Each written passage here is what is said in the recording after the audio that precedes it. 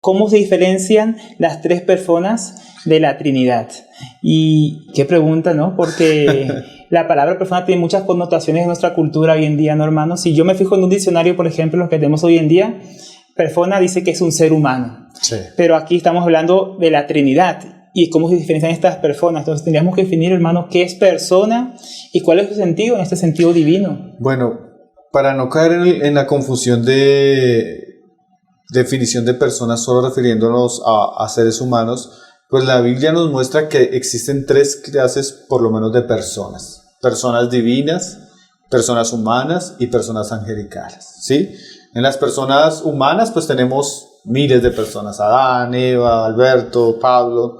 En las personas angelicales pues también tenemos a seres angelicales, aunque la Biblia nos dice su nombre: Miguel, Gabriel, el mismo Satanás y todas las huestes caídas son ángeles que tienen nombres y podemos decir que son personas angelicales. Y en la naturaleza divina también encontramos que la Biblia nos muestra que hay varias personas: una que se le llama el Padre, otra que se le llama el Hijo y otra que le llama el Espíritu Santo.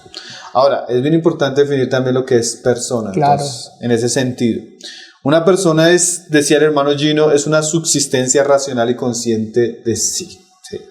Es uno que entiende y conoce que existe, tiene una identidad propia, tiene una conciencia de sí mismo, habla como un yo, tiene una voluntad, tiene unos deseos, tiene una personalidad propia, individual y consciente. Eso es una persona. Es una definición bien buena porque eso separa, por ejemplo, los animales de lo que son las personas o las piedras o otras cosas inanimadas. Exactamente. Entonces, cuando hablamos de la Trinidad, estamos diciendo que la esencia y la naturaleza divina, que son los atributos no comunicables y los atributos comunicables de la deidad, subsisten en tres personas. ¿Qué quiere decir eso? Como para decirlo en términos sencillos. Claro. Cuando nosotros hablamos de la divinidad, hablamos de Dios, que es un ser único, ¿sí? Eso es su esencia o sus atributos no comunicables. Lo que decimos ahora el Shema. Sí. Entonces, ese ser único, pues es eterno, es omnipotente, es omnipresente, es inmanente, es inmutable, es trascendente, ¿sí? Todo lo que es exclusivo del ser divino.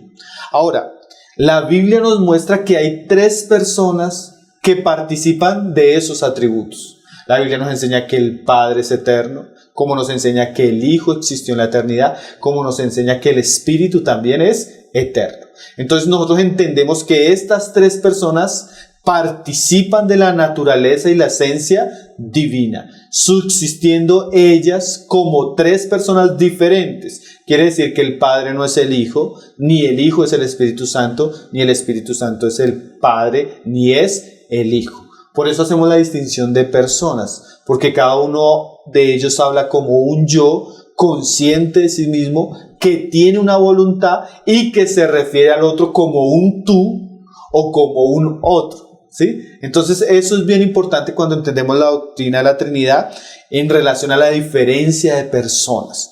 Entonces, ya explicando un poco la definición, vamos a verlo en la Escritura porque la Escritura nos es mucho más clara.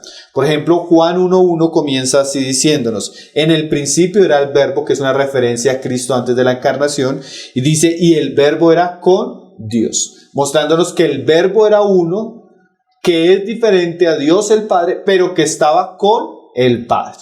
Entonces nos muestra que el Hijo subsistió eternamente con el Padre, siendo diferente al Padre, estando con el Padre, pero la parte siguiente nos dice que participando de la misma naturaleza del Padre. Dice, y el Verbo era Dios. ¿Sí?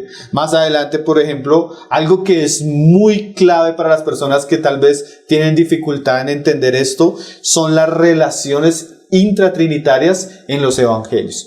¿Cuáles son esas relaciones? Por ejemplo, cuando Jesús ora.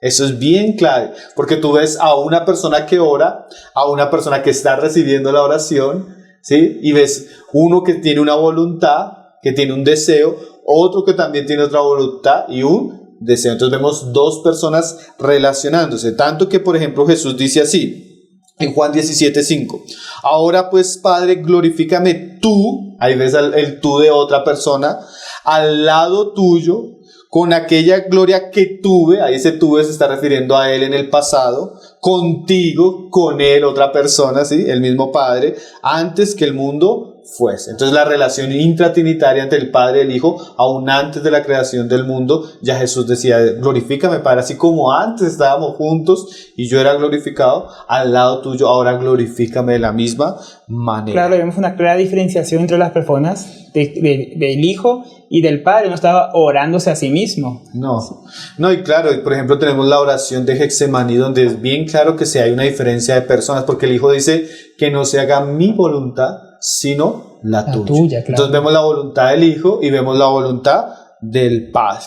Y también tenemos pues pasajes donde Jesús dice, por ejemplo, a sus discípulos así lo siguiente. Dice Juan 14, verso 16. Y yo rogaré al Padre, o sea, uno rogando a otro, que este otro es el Padre.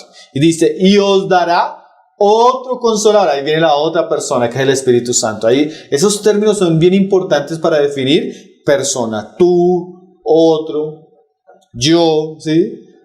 Conmigo. Dice, para que esté con vosotros para siempre. Entonces la Escritura es muy clara mostrándonos esas tres personas que interactúan no solo en la encarnación de Jesús. Por ejemplo, tenemos pasajes donde nos habla de la Trinidad en la creación. Génesis 1.1 dice que Dios creó los cielos y la tierra. Todos entendemos que es una referencia a Dios el Padre. Pero más adelante nos dice que el Espíritu de Jehová estaba sobre las aguas. Una referencia al Espíritu Santo ahí en la creación también. Y Juan 1, 2 y 3 nos dice que todas las cosas fueron hechas por Cristo. Y sin Él nada de lo que ha sido hecho fue hecho. Entonces vemos que la Escritura hace referencia a que el Padre estaba en la creación, el Hijo estaba en la creación y el Espíritu Santo estaba en la creación. Siempre trabajando juntos como cuando crearon al hombre, como leímos el pasaje hace un momento. Exactamente. Y ya pues el Nuevo Testamento nos muestra que la salvación es una obra trinitaria de la economía divina. El Padre ama al mundo y envía a su Hijo. No es el Padre que se encarna, sino es el Hijo el que se hace hombre, el que va a la cruz, el que muere, el que resucita, y el Hijo promete a los que crean en Él enviar al Espíritu Santo, otro, el Consolador, que vendría a ser morada de Dios en nosotros por el Espíritu Santo. Entonces, las referencias de la Biblia mostrándonos las tres personas son claras. Ahora, tenemos la herejía, por ejemplo, los testigos de Jehová, que niega la personalidad del Espíritu Santo, diciendo que solamente es como una fuerza o un poder. Pero la Biblia es muy clara en muchos pasajes mostrándonos que el Espíritu Santo se refiere a Él como una persona que habla. Por ejemplo, en Hechos 13, verso 2, dice que estaban ellos orando y ayunando, y dice ahí el pasaje que dijo el Espíritu Santo. Habló. O sea, el Espíritu Santo habló. ¿Cómo? No sabemos claramente, pero sabemos que habló, porque es la evidencia bíblica. También Pablo nos dice que no contristemos el Espíritu Santo. O sea, que el Espíritu Santo se contrista, se alegra. Y Jesús decía que Él vendría, nos enseñaría, nos recordaría todas las cosas, sí, nos guiaría. Y Romanos 8:26, que es un pasaje que es preciosísimo, dice que el Espíritu nos ayuda en nuestra debilidad, ¿sí? Y que el mismo Espíritu intercede.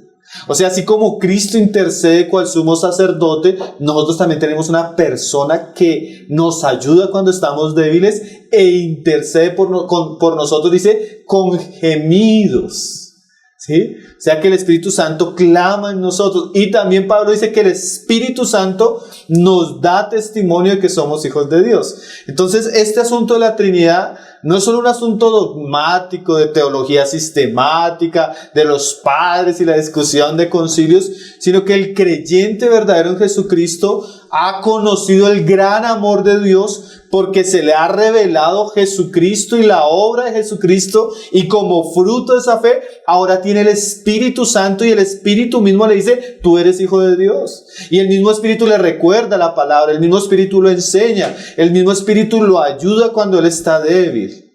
El mismo Espíritu clama entre nosotros, gimiendo en nosotros cuando a veces no sabemos qué orar. Entonces este asunto de la Trinidad es absolutamente claro en las Escrituras, en el plan de salvación y en la experiencia que todos tenemos como creyentes. Ahora, aunque hacemos diferencia de personas, siempre debemos aclarar que es evidente que cada una de estas personas es plenamente Dios. Claro, no es que uno sea inferior a otro sea superior a otro en poder o en divinidad o en deidad. No, en la Biblia siempre cuando se habla del ser divino se nos habla como un ser único. Y se nos dice claramente que, pues, que el Padre es Dios. La Biblia tiene muchos pasajes hablando de la referencia de la divinidad del Hijo de Dios. Ahorita leíamos en el principio era el verbo era con Dios y el verbo era Dios. Tenemos pasajes como Filipenses 2, donde Pablo nos dice que Él siendo igual a Dios. En forma de Dios, sí, claro. Tenemos pasajes, por ejemplo, ya hablando del Espíritu Santo en Hechos, que cuando Pedro le dice a Ananías y a su esposa que ellos mintieron a Dios, mintieron contra el Espíritu Santo. Pablo nos dice que nosotros somos habitación de Dios porque el Espíritu de Dios está en nosotros, dando a entender que si el Espíritu de Dios está en nosotros, Dios está en nosotros.